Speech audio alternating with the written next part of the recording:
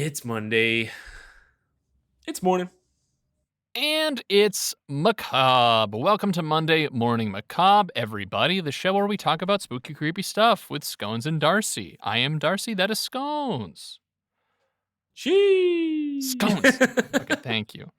Now, I know a lot of you are like, hey, this episode's kind of coming out later than usual, and that's because it took Scones a really long time to find an I Love Christopher Columbus t-shirt in his size. But I got it, baby. But he got it. It says, on the front it says, I love Columbus. On the back it says, Columbus did nothing wrong. I thought it was problematic, but he seemed to really like it. You gotta have the context. Oh, boy. Hey, everybody. I have to disavow that, I think. Disavow. I really, I guess you should, but at the same time, if you truly believe that we were late because we were shopping. I'm a crazy Christopher Columbus fan. Yeah. That might be on you. I feel like there's people who like really don't want it to change for that reason, but don't actually love Christopher Columbus. It's one of those things where it's like, it's always been that way. Why change it?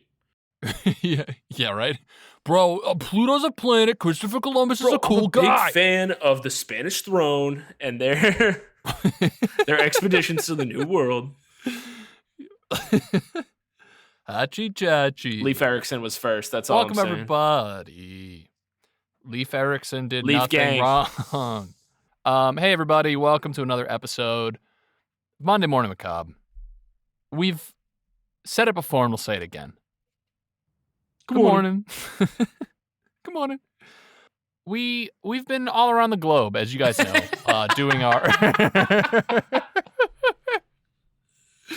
we really get out there. We travel. We do all of our research. We're on tour. Whether or not our loan sharks are aware of it, we're on tour. We've got debts to pay, but when you're on tour, nobody comes a-knocking because they don't know where the door is. Several health departments have said, please stop going on tour. There's a virus. We say, get out of my face. Most of them. All of them? Who knows? We are actually, if you guys want to come out to our live shows, we're doing the Gamma variant tour right now. Didn't Putin cure COVID 2 years ago anyway? I think we're fine. Mm-hmm. He seemed like he was on it. Yeah, he's shirtless most of the time, so he's probably contracted and contacted everything you can imagine. Whoa. Yeah, no big deal. I'm a bit of a hashtag rippity rap rapper myself. Sheesh. They call me Young Splurp. I like it. I'd buy Young Splurp's album. Yeah. If you guys you gotta be careful what towns you say that in though. I'm pretty sure that's is it something illegal in a few states. What? I don't know. No, I don't. I'm just being ambiguous. And it's just going down a bad hey everybody, welcome to Monday Morning Macabre. Guys, this week I'm gonna be presenting Scones. Hit me with some stinky spooky stories. So it's assumed I have no idea what's about to happen. Scones doesn't know where we're about to go. We're going to watch every Final Destination back to back. Strap in, listener. Grab your popcorn. Do you like planes exploding? Do you like escalators? It's like, this is obnoxious, and it's the person on the phone, and it's like, this is illegal, and it's the person recording the movie on their phone. I'm the dancing hot dog at the beginning. I actually did the mocap for the dancing hot dog before movie. That ad my from the 1970s is fucking strong. Anyway, we have a listener suggestion today, ladies and gentlemen. Wow. And you know who I love? Our listeners. They're the best. Who I love, Scones? Our listeners. You are listeners. Supported by you. We're like PBS over here. Brought to you by listeners. Well, no, what is it? Brought by viewers like you. Yes, that's Sponsored by, something like that. Anyway, go watch Sesame Street. You know what we mean. Today's episode is brought to us by Milan Ilic. I hope I'm pronouncing that right, Milan. Oh, we're very good at pronouncing names. Admittedly, not a name I see all the time. So if I said it wrong, you know who you are. Yeah, if your name's not Fitzy or Murph, we probably don't know how to pronounce it. if it's not like a Sully, I don't know how to do it. I don't know where the words go. But he suggested that we talk about Finland's greatest murder mystery, Scones. The Lake Bodom murders. That sounds sick. Admittedly, is Finland like a secretive country, or is it just one that we never learn about in U.S. schools? Because I feel like I know nothing about Finland. Bro, people are telling me Columbus is wrong now. I don't know what the fuck I learned. If we bring it back. No, yeah, I think I genuinely have no, like, Sweden, Finland, Norway, any of those guys that have the fun, like the healthcare and the seems chill, we don't learn anything about them. Yeah, their prisons are nicer than my apartment. Yeah, I know America. I know that I know there's America. South America down that way, and then there's like Britain. We know that Europeans discovered America, despite there being like thousands of cultures already here. But either way, what we're trying to say is don't listen to anything we say because we're very stupid. Big dumb. We know big dumb. The Patriots won yesterday, and that's about it. Yeah, baby. 25-22. Large ice regular. All right, so band. We have a band. I feel like lately we've been forgetting about the band. I know, yeah. I was about to start, and I was like, wait. Looking at you, hold band. on. Band, you guys need to speak up. You guys need to get your chops in. You guys been they need to be like the Roots who just like chime in. Mm-hmm. Who are the Roots on? Is that Jimmy Fallon? Yes. He's not cool enough to have the Roots as his Nobody band. cooler and more hip than Jimmy Fallon. Am I right, guys? You guys love laughter incessantly. Did Conan have a band? Conan, I think he just had like a generic like. I think he just had like music played. I don't think he had a band. I think I want to say Andy Daly, but it's not Andy Daly. It's Andy Richter. Andy Richter. I think just Andy Daly. Both great comedians. Bongos. In their own right. Anyway, band, play us in. We are off topic.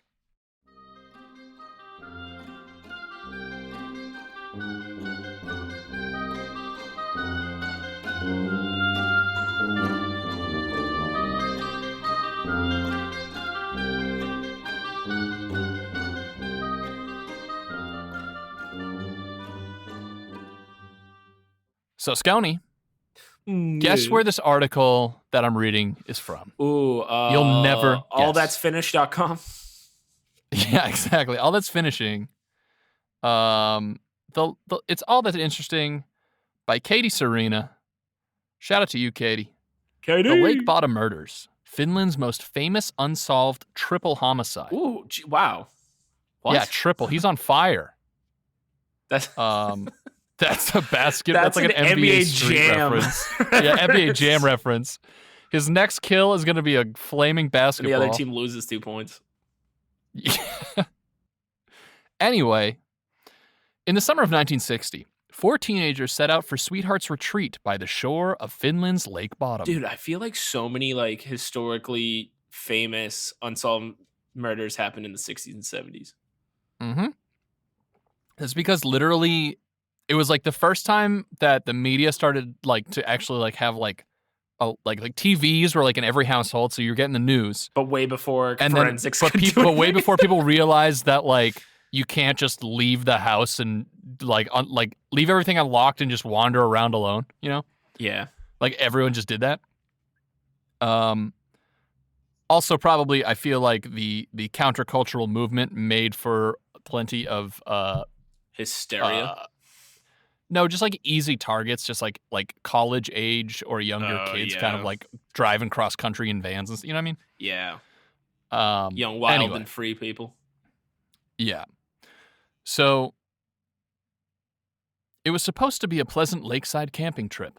4 teenagers set out on a sweetheart's getaway with the intent of roughing it in a single tent perched on the banks of a serene lake. Ooh, is this your audiobook voice?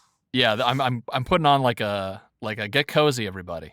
We're putting on do your big Finnish accent as best as you can. I don't even know this is another thing. This is me not knowing anything about Finland. The one thing I would just do like Norwegian or Swedish. I'm sure there is very distinct differences, but I do not know them. The one thing I have heard is that of all like the European languages, Finnish is like insanely hard to learn. Like it's like very not derived or sharing any roots with any other language. There's definitely some names in here that'll put it to the test. Blow my socks off. Yeah, Scones, you would be drowning in this article, my dude. So they're roughing it in a single tent perched on the banks of a serene lake. But by the next morning, 3 would be dead, the 4th brutally injured and a prime suspect in what became known as the Lake Bodom murders, Finland's most famous unsolved murder. A couple's trip gone wrong. On June 4th, 1960, 15-year-old Mela Ermeli Bjorklund and Anja Tuliki Mäki of Espoo, Finland, set out for a camping trip. Accompanying the 2 young women were their 18-year-old boyfriends, Seppo and Tero Boisman, and Niels Wilhelm Gustafsson. They had chosen a well-known campsite on the shores of Bodominjarvi. I can just picture how many letters and consonants are in those. It's a lot of like special accents. Shores of Bodominjarvi, known in English as Lake Bodom, or Bodom. I'm going to say Bodom. Bodom. Bodom. Yeah. The arrival at the campsite and subsequent afternoon went smoothly as the teenagers enjoyed their time in nature. It wasn't until the early hours of the next morning that disaster struck. Niels Gustafsson, the sole survivor of the incident, would tell the tale hundreds of times over the next year, his story getting spun wildly out of control several times over, but the facts remain the same. Sometime between 4 a.m. and 6 a.m. on the morning of June 5th, Bjorklund, Mäki, and Boisman were stabbed and bludgeoned to death through their tent. Murder wound. Murder wind did it. It could have been murder wind. It does have kind of Dyatlov vibes. Yeah. I mean, this sounds like a much more direct kind of brutal attack and not necessarily spooky wind or big snow, but... Big snow. Wait, so what time of year were they camping again? This was... Is it in the winter? Or is it just snowing? June 4th. Is there snow in Finland June 4th? I imagine there is, but that might just be my stereotyping of Finland. Yeah, north equals cold. Yeah. Exactly. You get it. Yes. You know geography. Listen, I have a GED. So an attempted attack on Gustafsson left him with a concussion, a fractured jaw, and several broken facial bones. The horrific scene was first stumbled upon by a group of bird-watching boys around 6 a.m., which, by the way... The bird-watching boys? The bird-watching boys are coming to get your girl. A new podcast by Slinging Dingers. All right, what kind of bird was this going? Oh, that's a red-bellied tweeter. Yes, exactly. Red-bellied tweeter, a.k.a. I don't know. Never mind. Yeah. Hey, cut this in post. Hey, editors, cut this in post. All right. The horrific scene was first stumbled upon by a group of bird-watching boys around 6 a.m. who noticed the slain teenager's collapsed tent on the lake shore. They also reported seeing a blonde man walking away from it. Mäki and Boisman's bodies were found inside the tent, but Bjorklund, Gustafsson's girlfriend, was found on top of the tent naked from the waist down and lying next to Gustafsson. Bjorklund, who was also in the worst state of the victims, had clearly been stabbed even after death. It wasn't until 11 a.m. that the bodies would be... I don't know. Yeah, I don't know what they mean by clearly had... I don't know. It wasn't until 11 a.m. that the bodies would be discovered by a carpenter named Risto Siren. That's a sick name. Yeah, Risto Siren is pretty dope. Immediately, Siren alerted the police, who arrived on the scene around noon.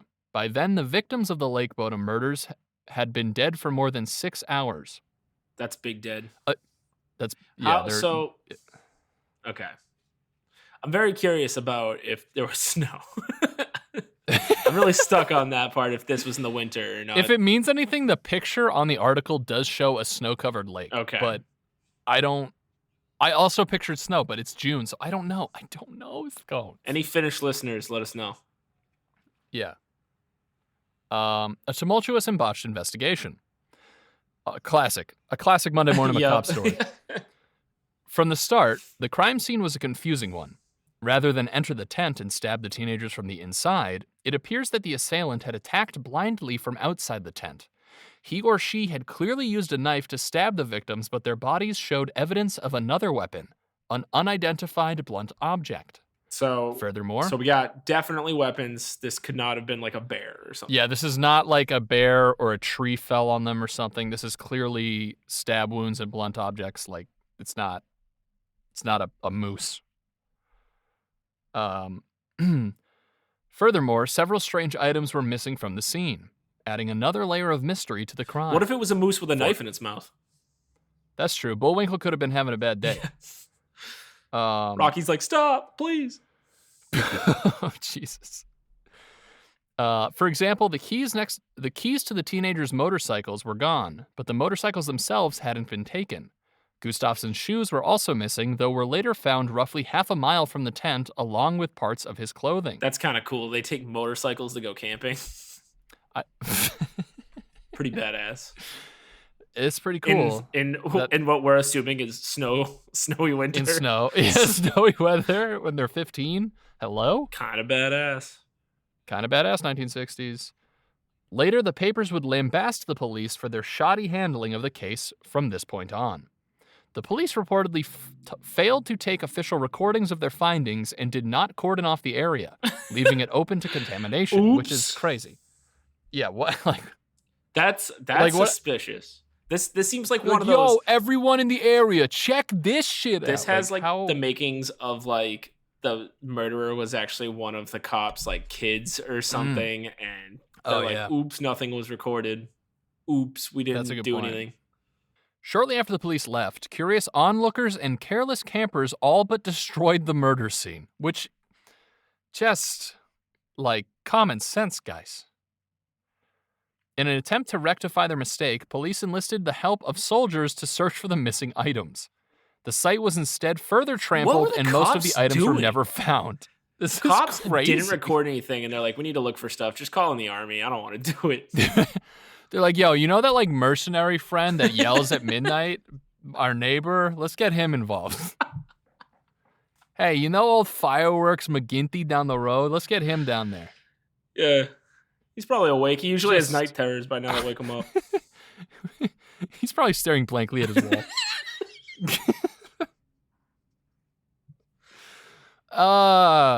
Jokes. I picture it's exactly the guy from the D Out Loud Past, the dude with the weird beat tattoo.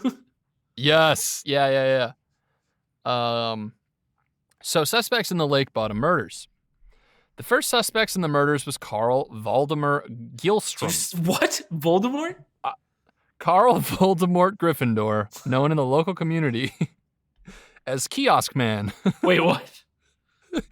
He's a vigilante justice via kiosks. No, every mall in Finland's safe because of him. Carl Valdemar Gilstrom, known in the local community as Kioskman, because he owned and operated a nearby stall. Gilstrom's kiosk near Lake Bodom was frequented by campers. However, he was known for being hostile towards them, and witness claims to have seen him cut down tents and throw rocks at hikers over the years. Pretty suspicious. Super suspicious. Some even posted that they saw him leave the murder... Oh, posited, not posted. It's the 60s. Some even tweeted that, like, shit was weird. Some even posited that they saw him leave the murder scene, but then claimed to have been too afraid of him to alert the authorities. Gilstrom allegedly made several confessions in which he displayed knowledge of the crime both drunkenly and sober, though they were all ignored by police. What? Really? Yo, they're really dropping the ball.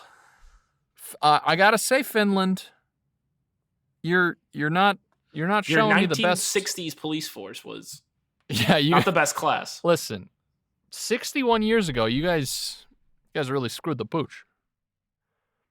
9 years after the Lake Bodom murders, Gilstrom drowned in Lake Bodom, likely by suicide, rendering DNA evidence as requested by several authorities over the years impossible to gather. Why didn't you do it before? If it's been requested for years, go grab a scruff of hair.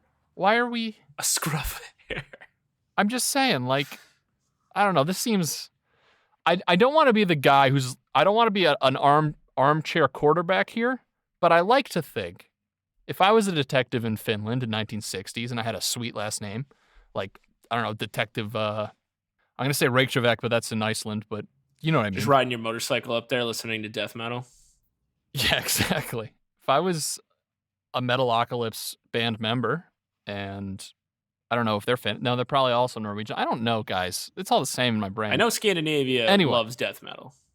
What I'm trying to say is they seem like they really messed up here. Yes. And it doesn't seem like that crazy difficult. It seems like all of the basic, like when what I imagine, I guess I don't, well, yeah, but more, I guess I don't know of what you do when you show up to a crime scene. Like all of the basic, like first steps were completely ignored. Right. I know at least you set up a perimeter. Yeah, you don't just get there and it's like, hey. Right, that's like, everybody gather around. I'm not just like, I'm like, hey, everyone, check this shit out. This is crazy. Yeah. The second suspect remained of interest until 2004. His name was Hans Assmann. The Assmann? Literally Assmann. I'm not. They got the Assmann on the case. It's humorous, gang. I don't know what to tell you. He was rumored to be a former KGB spy living very near to the shores of Lake Bodom. That's the most movie. Yeah, that is very topic. Yeah, that's a. Over the years, Assmann, I can't say it without saying Assmann. The Assmann earned a reputation as somewhat of a recluse, and combined with the KGB rumors, consequently resulted in him being suspected in several murders, though none of the accusations stuck. But Hans Assmann had gone into Helsinki Surgical Hospital the day after the attack with fingernails black with dirt and his clothes covered in red stains. Why did he go to the hospital? Hospital staff reported that Assmann was nervous and aggressive, but other than that brief questioning, the police did not pursue him any further, as they claimed that he had a solid alibi. Great. What was it? That's not for us to know, Scones. Assmann's stained clothing was never investigated, despite doctors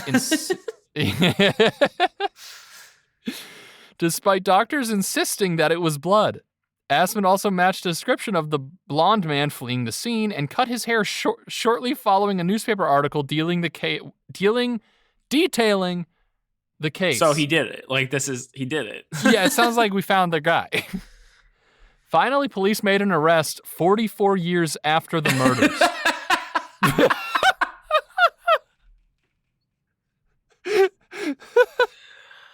They finally got it all together. Yeah, they're finally all right. I think it's time. We could all the yarn strings pointed to the one guy. Yeah, after 44 years. Isn't the statute of limitations up by then or something? This is crazy. This is so nuts. This is so poorly done. In March of 2004, Niels Gustafsson, the sole survivor of the Lake Bodom murders, was arrested and brought to trial. Police claimed to have suspected Gustafsson all along and insisted that there was evidence to support their claims. So one of the survivors ends up getting arrested? So, yeah, that's not the KGB so the one guy who lives gets arrested, and not the dude with blood on his clothes and hair that matches the perpetrator. I wonder how the case even came back up. Right? I don't know. It's so crazy. For one, police claim that Gustafsson's shoes had been worn by the killer during the attack. Why? Why are they claiming that? Evidenced by the fact that were covered in the victim's blood, but not Gustafsson's. During the trial, the prosecution spun a story involving a fight between Gustafsson and Boisman, which culminated in a triple homicide. This is some weak shit. That's an argument. That is an escalating argument. That is. Hooey boy. The prosecution claimed Gustafsson had gotten drunk and thus exiled from the tent. When Boisman made an attempt to talk to him, a fight had ensued that Boisman allegedly won, resulting in Gustafsson's fractured jaw and broken facial bones. Angry at the fight, Gustafsson must have gotten back to the tent. Yeah. And in a blind rage, killed his girlfriend and two friends. This is so weak. Then he inflicted the rest of the superficial stab wounds on himself and tried to hide his shoes and staged the rest of the crime scene.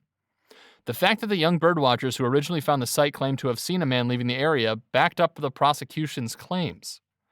Gustafsson's defense, however, dismissed this story, claiming that if Boisman and Gustafsson truly had gotten in a fight, Gustafsson would have been too injured to viciously murder his friends, let alone walk more than half a mile round trip to hide his shoes. Ultimately, the defense won, and a year after he was arrested, Gustafsson was acquitted of all charges. Sounds like the easiest money of that defense attorney's life. Right. To this day, however, the suspicion remains. No further suspect has been named, and no further evidence has been found. Because you had the guy. Yeah, right. The Lake Bodom murders remain Finland's most horrifying and longest unsolved crime. So, just a terrific example of police being real kooky wooky. I think we solved it. I think we can check it off the list. I think Monday Morning Macabre I genuinely was on the case. believe it was the guy with the blood stains and the fingernails and the KGB guy. Hair that he immediately cut. Probably trained to kill people. Yeah, it just seems awfully. I don't know. That's just me though. You know, who am I? I'm not a Finnish police officer apparently. It's just me connecting the dots. What do I know? Just a quick glance. Might have come up with a thing or two. Hey, Finnish police, if you hear this, maybe give it another look-see. Yeah, use like modern forensics. Yeah. It's been 41 years after the crime or whatever? 44. So, yeah. So. And they just blamed one of the victims. Pretty wild story, but thank you. To Elik for the story. Let me make sure I'm pronouncing. To Milan Elik. Milan, thank you. Again, I'm sorry I'm butchering the name. I'm sure I butchered a bunch of the Finnish names, but is it Milan? We're trying our best, and we meet. Is he Finnish? What'd you say? No, I'm just saying I'm probably butchering his name as well as the names of the people in the article. I don't know if you're Finnish. Holler. Then it's a hometown. You know, he's probably like, hey. This is crazy. I need somebody to like recognize. Done. Yeah. Done. There you go, Milan. Easy peasy. Our work. Easy peasy. Usually we have some small discussion about like, hey, it could have been X, it could have been Y, but this one seems awfully like. I think simple and straightforward. There is. I would believe if there was some kind of funny business within the police, like somehow. That's the only. It's one of those things where it's like it's so botched that it's purposeful. Yes. So that's the only. Or like they're all on drugs or alcohol on that police force or something like that. Damn, they're all on alcohol, dude. They're all on the alcohols. Yo, they're all on alcohol, bro. My brother was on alcohol once. Or they're like small town disgruntled police, like in the movies, who are like, "Listen, kid, we're never gonna solve. You don't understand." Yeah, right. So, listeners, there you go. That's a crazy Finnish police job that we brought you today. Thanks to all that's interesting for being our forever assistants. If you guys want to get more macabre, check us out on Instagram, Monday Morning Macabre, Twitter, MMMacabre and check us out at mondaymorningmacabre.com for all the Monday Morning Macabre stuff, including our Patreon, where you can get bonus episodes and content. We'll have a new one coming out this week for the Patreon gang, so keep your ears peeled, soft, and ears peeled and eyes ready, baby, because it's on its way. And beyond that, I mean, I think you should have a good Monday. Have a great Monday. Goodbye.